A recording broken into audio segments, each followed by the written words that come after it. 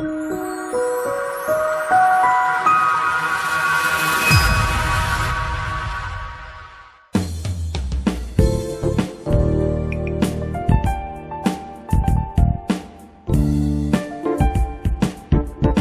po si Doc Manny, magbibigay ng ilang paalala tungkol sa ating mga kalusugan ngayong araw na ito.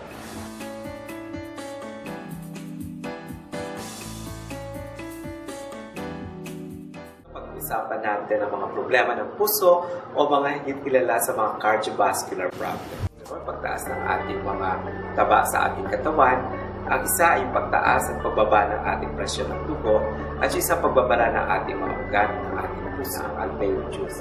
Nagtataglay ito ng mga pinaghalo-halong sangkap ng mga herbs at saka mga berries na siya nagsama-sama upang mapaganda ang ating puso. Mga grapes na napakaganda or ubas, yung mga pula at mga purple type ng mga grapes ay nagtataglay ng mataas na flavonoids, resveratrol na siya nagpapaluag at nagpapaganda ng daloy ng ating dugo.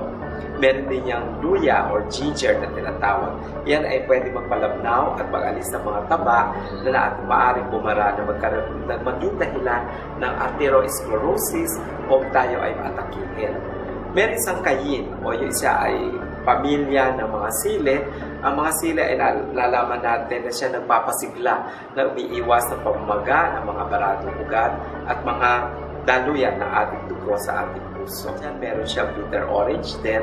Ang bitter orange ay pamilya ng mga kalamansi or dalandan na siyang nagpapalabnaw ng daloy ng dugo para hindi naman lumapot at bumagal ang pagtakbo ng dugo at tayo ay magkaroon ng atake sa puso. Ang napakagandang mga halaman na yan ay sinamahan ng chromium.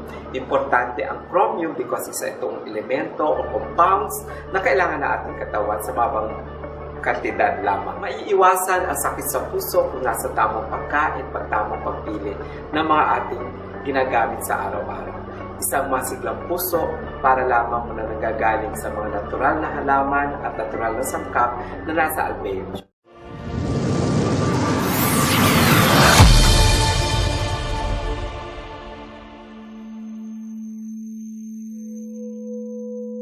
MyAlveo is composed of 26 of the most potent herbs in the world. That works in your body like magic.